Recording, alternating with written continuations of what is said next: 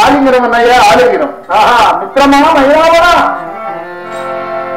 వందనము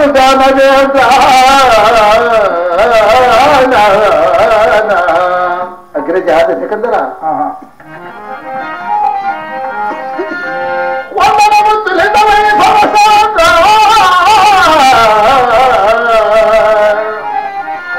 మమ పిలిపిల్తును మర్మదేమో వినగలావతను వీరవదన కనుక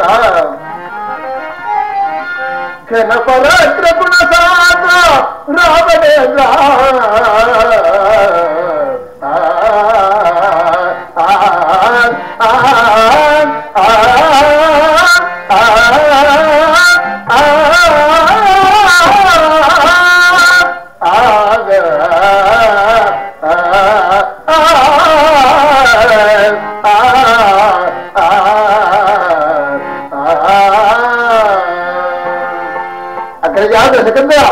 నీ చరణాలతో 10 ఉత్తరములు ఉన్నాయి. ఆ 10 ఉత్తరములు ఓహో మహిళ బంధువుడా సుఖీ భావీక్షాస్తులేము లేవు. నీవు ఎప్పుడు వస్తువో నీ ముఖాలను నువ్వు ఎప్పుడు చూపుదో నా ఏకల్లా నువ్వు ఎప్పుడు చూస్తున్నావు అనుకుంటున్నాను మిత్రమా. అది కాక మనం చెప్తున్నాను.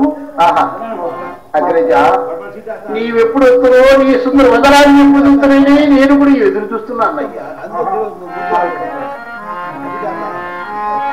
రమ్మొచ్చలి కాడా నీదైన రాకకునేదో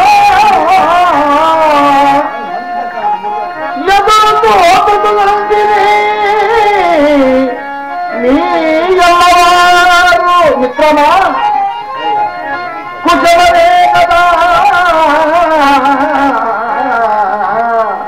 నీ ఎందు కూర్చున్న మిత్రత మందమాచల సమధూర్య మానవదయ్యా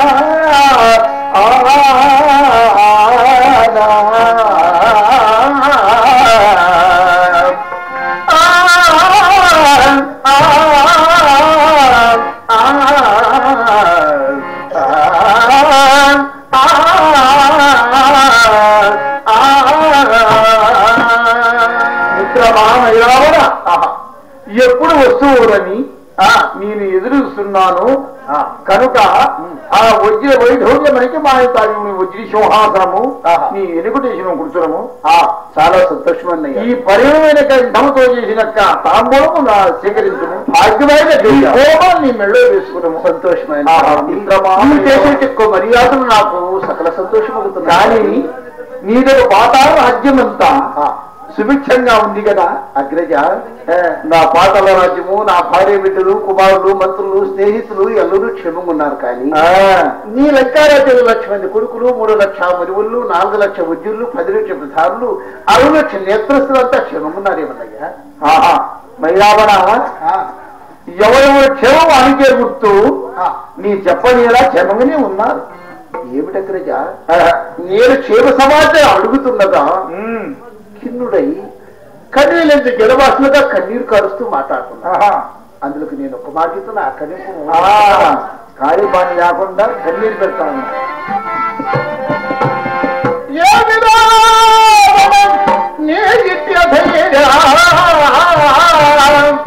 దశకందరా ఎందుకై తొలిపెడుతున్నావు? ఏమి చెప్తాం చెప్పదే పడి అయినా చేయువాడా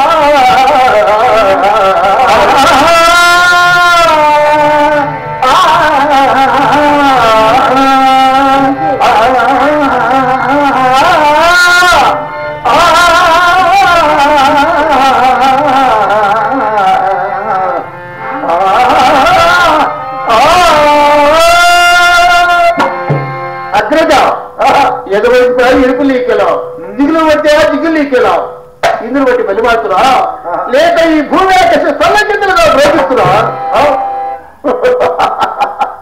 బ్రహ్మ విష్ణు మహేశ్వర త్రిమూర్తులు కైకొలిచి నీ చరసాల బెదిరేవన్నయ్యా అటువంటి పరాక్రమంతుడును అటువంటి శౌర్యవంతుడును అటువంటి సోదరుడు మహిరావణ చక్రవర్తి వండుకొని కన్నులెందు జలవాసుగా కారుస్తున్నావు ఎందుకన్నయ్యా కష్టములు నీకొచ్చిన బాధలేమిటో నాకు చెప్పమన్నయ్యా సంతోషం అంటే నీదయ్యా సంతోషం నీ పరాక్రమము నీ శౌర్యము నా సాహసము బాగానే ఉన్నది కనుక నీవు ధీరుండవు పరాక్రమంతుడవు ఈ శివ దేవస్థానం ఎందు నాకు అభయం ఇచ్చిన ఖచ్చితంగా నా కష్టపాటు మీద చెప్తున్నాను ఏమి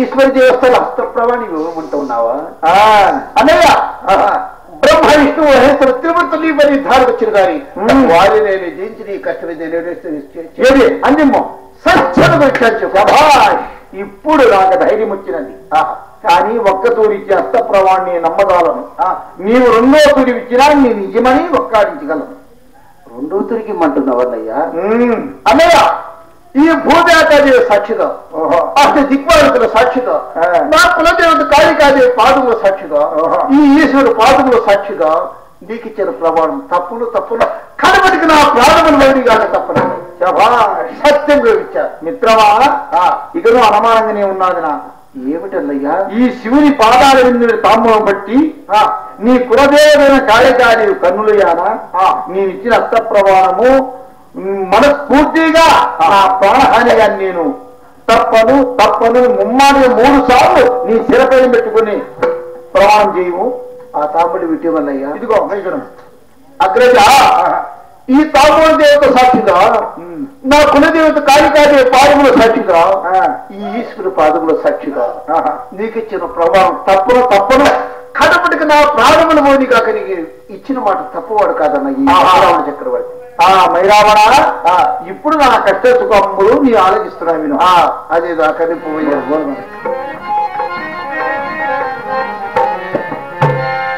రావణ ఇది మరి రావణ ఈ మరి తమటి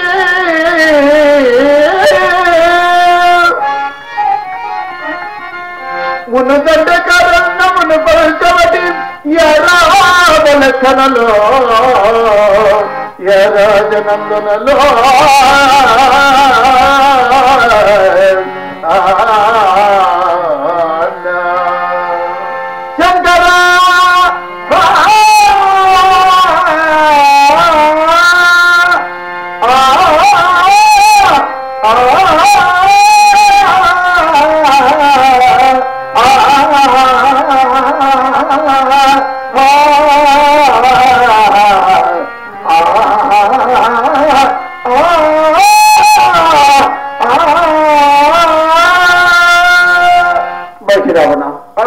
ఎవరో కోసరాలకు అయోధ్య సామ్రాజ్యం లెక్క దశరథ మహారాజు కొడుకులు అంటవాడు రాముడు లక్ష్మణుడు సీత పంచవటిలో పడశాల కొట్టుకున్న సమయంలో రాముడి భార్య రూపురేకి విలువలు సూత్రాలు ఆ సీతకు రూపానికి ఆ సీతకు సౌందర్యానికి ఆ సీతకు లావణ్యానికి గైకొనిచి లంకారాజ్యంలో చెరబెట్టినయ్యా సీత మకి రావణ సీత తెచ్చినది మొదలో మకి రావణ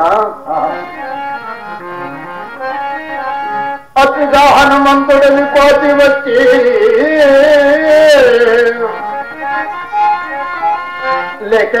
లేకలేకున్న రాక్షసాములని చూపి లెక్క తెచ్చాటి తలమున పోయను లెక్క తెచ్చాటి తలమున భోజన మిత్రమా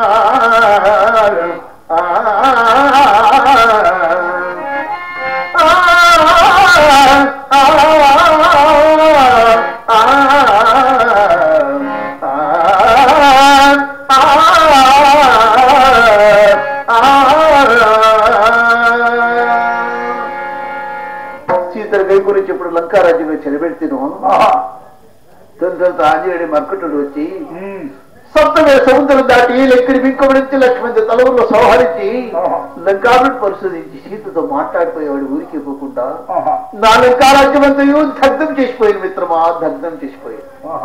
ఇంకా రాముడు సముద్రాన్ని వంతిరాన్ని సేతువు కట్టి 4 లక్షల మంది కొడుకులా నీ వంటి సోదరులు బహిరావనా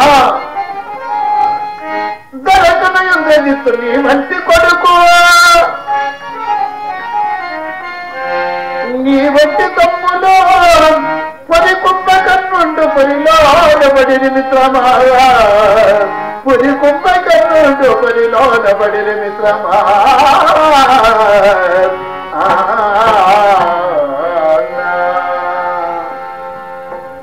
సముద్రాన్ని వంతిరాన్ని సేతులు కట్టి 4 లక్షల మంది కొడుకులా 3 లక్షల మిడుగులా 4 లక్షల వజ్రులా 10 లక్షల ప్రధానులా 6 లక్షల నేత్రసకు అందరికీ హతమార్చాడయ్యా. ఎవరు రాముడా? ఆ రాముడయ్యా. ఆ రాముతో యుద్ధం చేసి చేత కాకుండా ఏమి రాముతో నేనాడి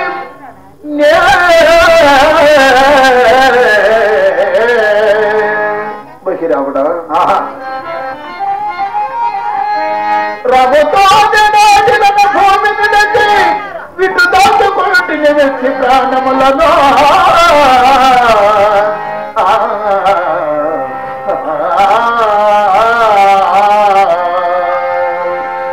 రాముతో యుద్ధం చేసి చేతి కాకుండా వచ్చి లంకా రాజ్యంలో తలదాచుకుంటున్నారు మిత్రమా. నీవు తప్ప ఇంకెవరున్నారయ్యా మిత్రమా? ఎట్లా రాజులను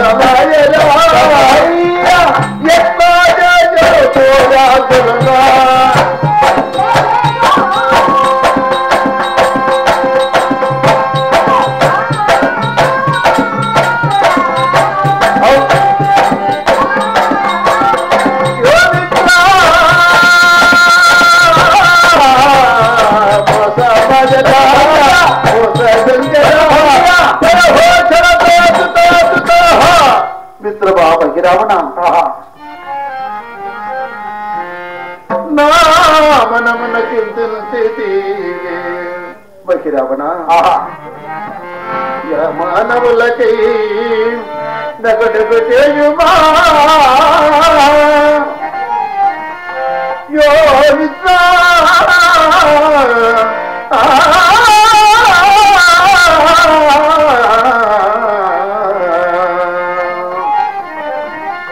నీవే కాని అరులవరు లేదు, నీవే కాని వెరులెవరు లేదు మిత్రమా.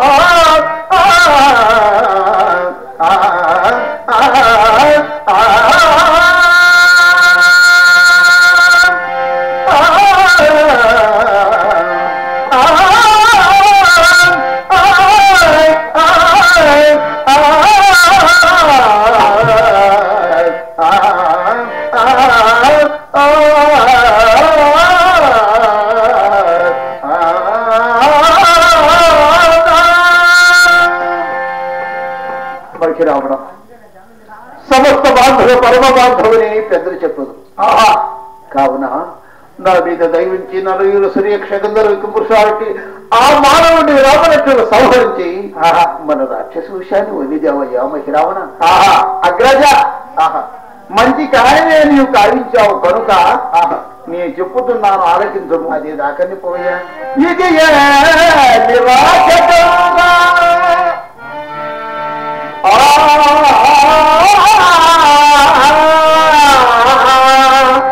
మధువతి సీతను చెప్పురే తుదిగా దొకరికి వద్దట